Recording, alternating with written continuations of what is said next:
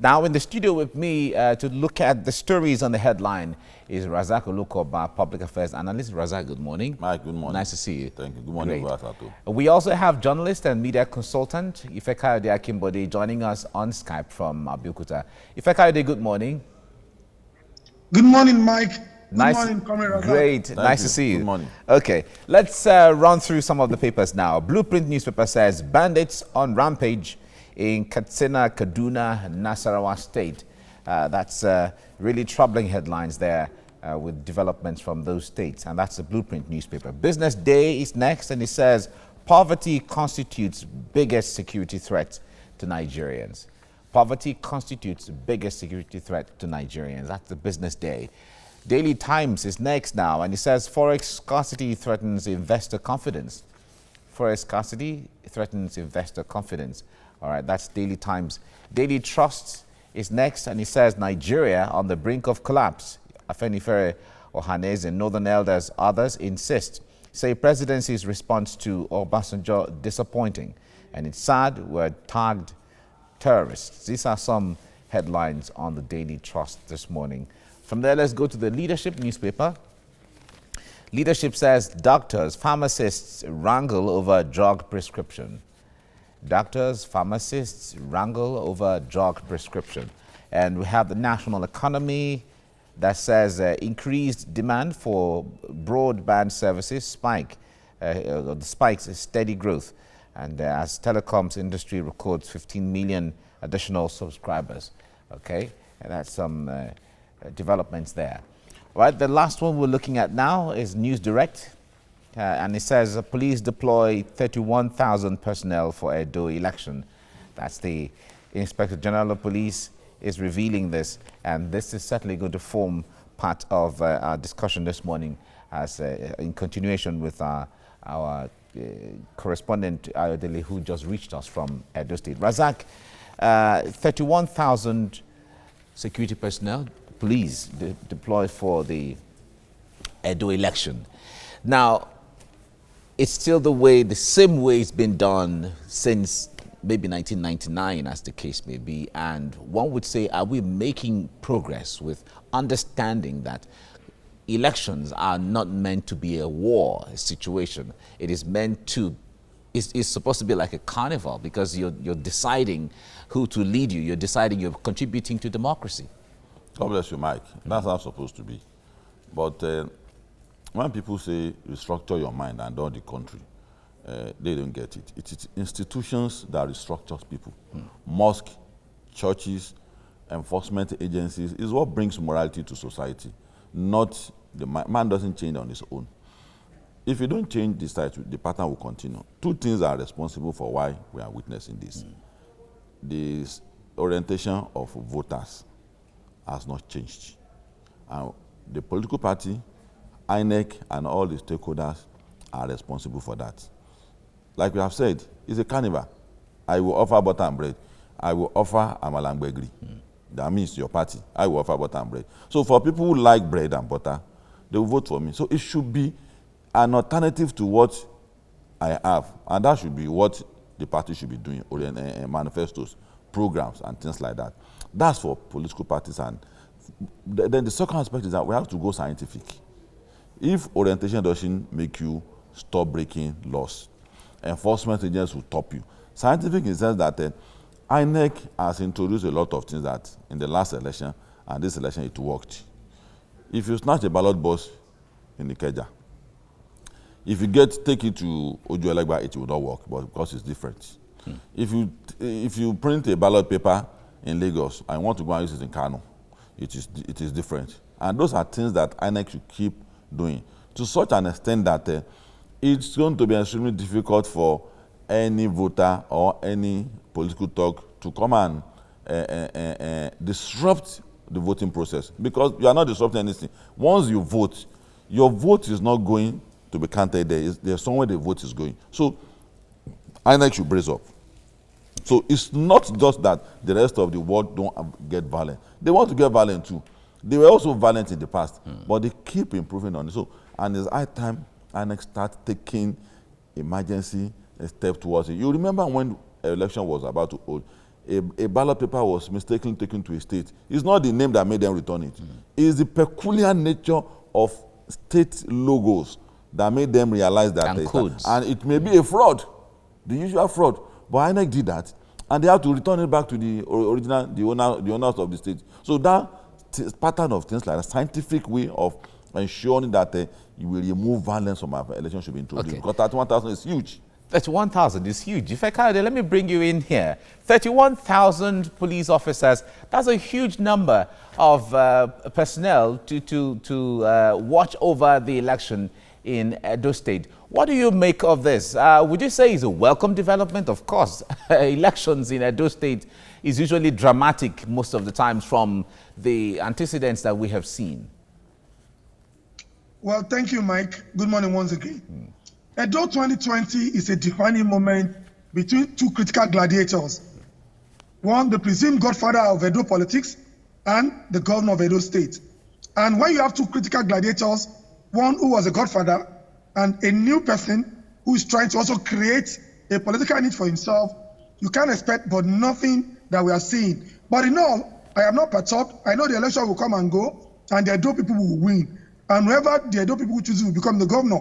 But about the security personnel, 30,000 for the peculiar nature of Edo State, from what we have seen in the past, from the alarm raised by INEC, from even the Oba Abini himself, talking to the gladiators, it is not too much, because what's important is that that election must hold in an atmosphere that is free of rancor, of chaos, and of brigandage.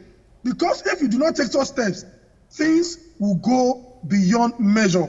But I know for a fact that Edo 2020 and Ondo 2020 will be a defining moment as we fought forward for 2023 general elections.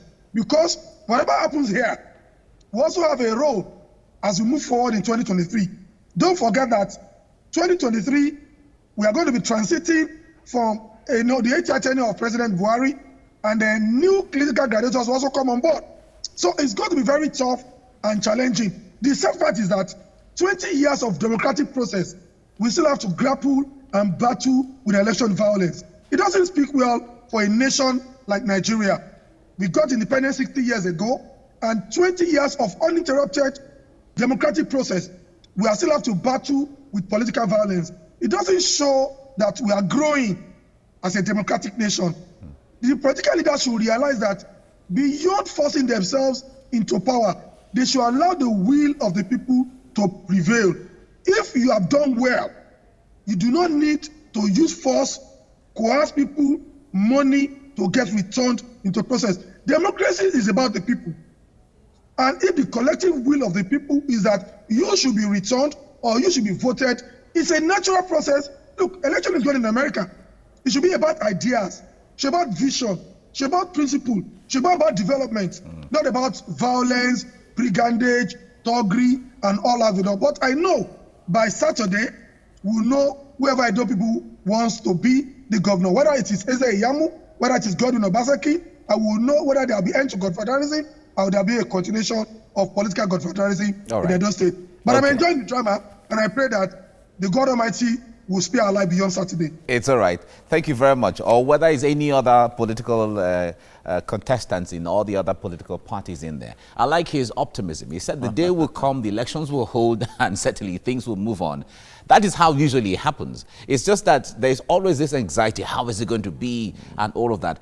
But if you cast your mind back, recall that there was a peace pact. The Oba of Benin called for, called all the contestants to his palace and doused the tension that was building before that time. How much impact is all that making in the process? A jobless man who doesn't feed his family, the in-law will always tell you, feed your family, but he doesn't have a job. Things that will remove violence from the election are not done. These are things that we have mentioned, desperation for power. And the style and the pattern and the structure of voting in Nigeria also encourages that.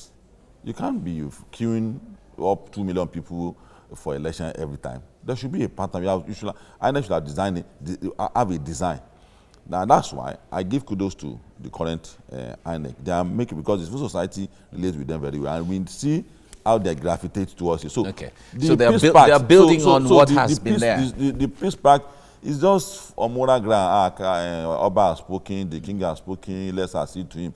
But the ingredient of non-violence is still present in the soup of a political scenario of Edo. So I don't see a way how they won't be violent on Saturday election.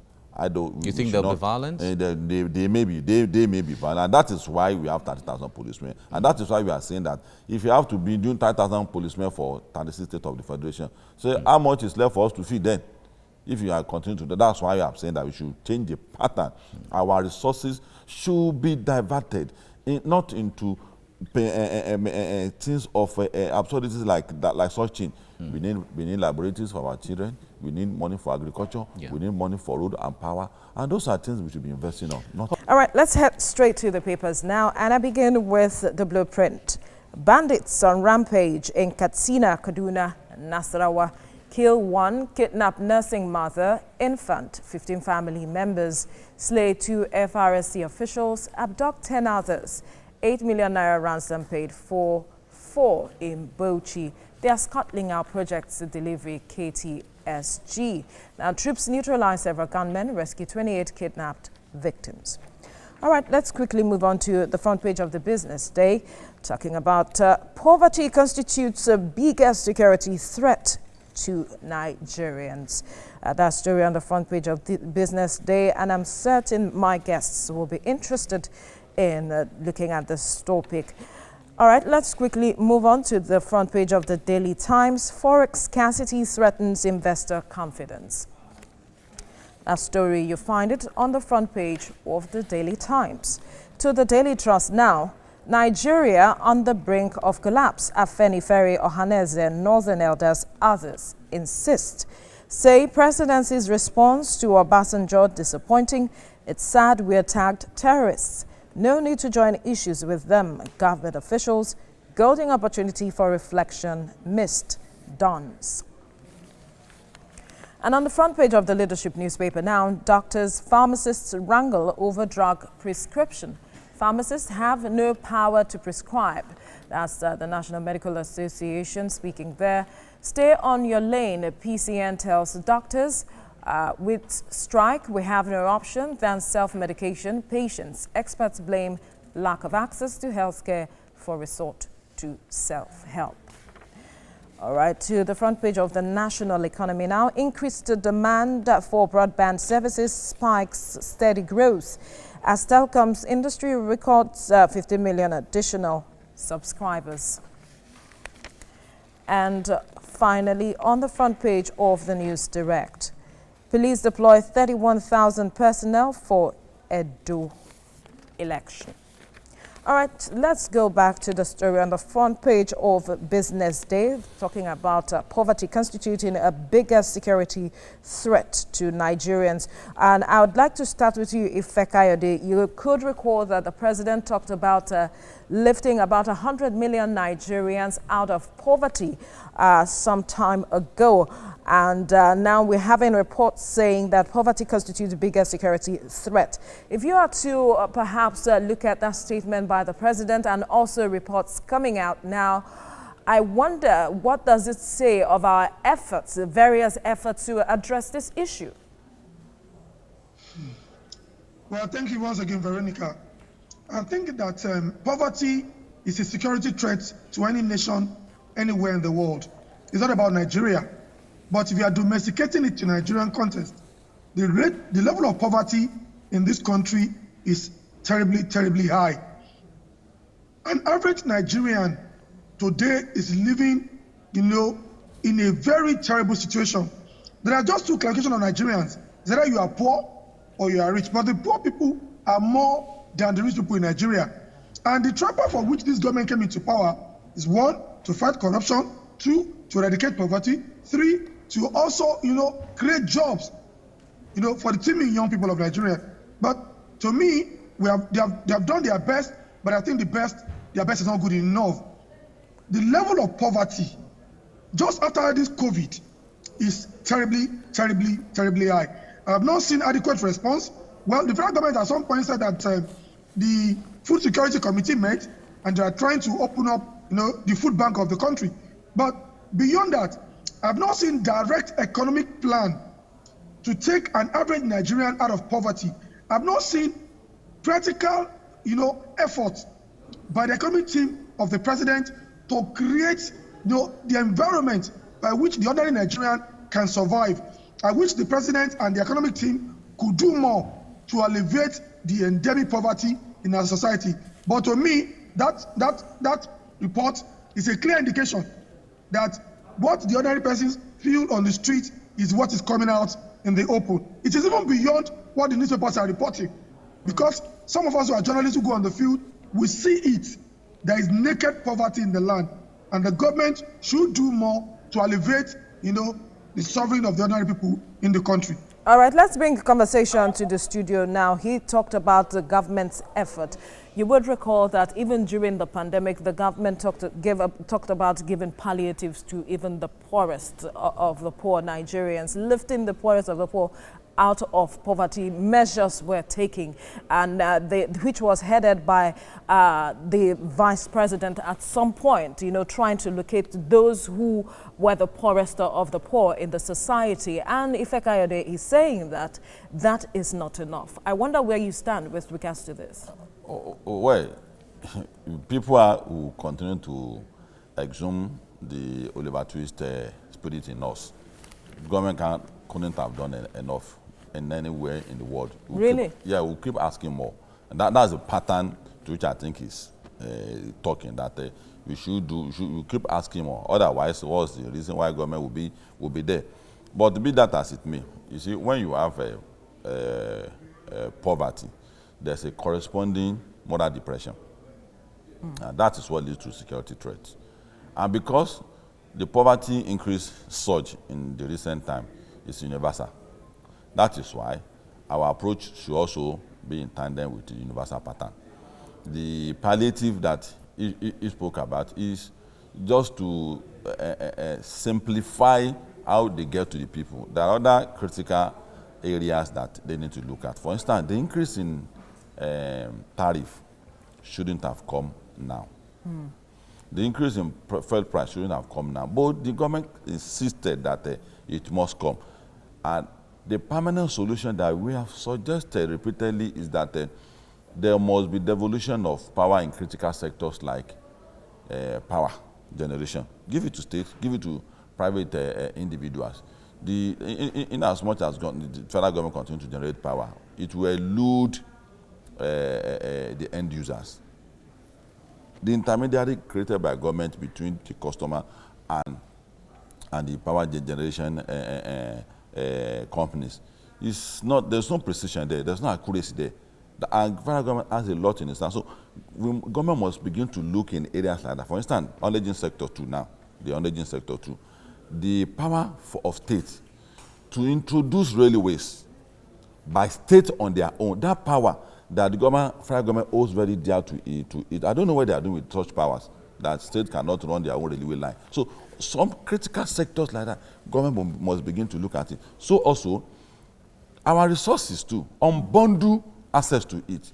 Allow states to have access to their resources. That's what the scary language of resource control that many people are afraid of. There's not scary about it. All over the world, Saudi is prospering because the state owns the oil, not the federal government. They pay certain percentage to the federal government. So there are sectors like that the federal government must begin to look at, rather than distribution of 2-3 bags of rice to people. So if the poverty is a universal pattern, our approach in Nigeria should also be universal. We can't operate in isolation. And for the people at the international community, less money should be spent on armament. More money should be spent on agrarian economy. America has the highest budget on bullets and guns and things like that. Encourage the rest of the world to start farming. That's what government should be doing. We shouldn't be doing G8 only to talk about guns and bullets only. So in Nigeria too, we must pay more attention to all these sectors we are talking about. It will automatically reduce the poverty in the land, and it will empower the state to be able to empower the people more. All right. We'll leave the conversation at this point for want of time. We must thank you, Ifekayode Akimbode and Razak Olukoba, for speaking with us on the program this morning. Thank you. It's a pleasure being with you. My pleasure.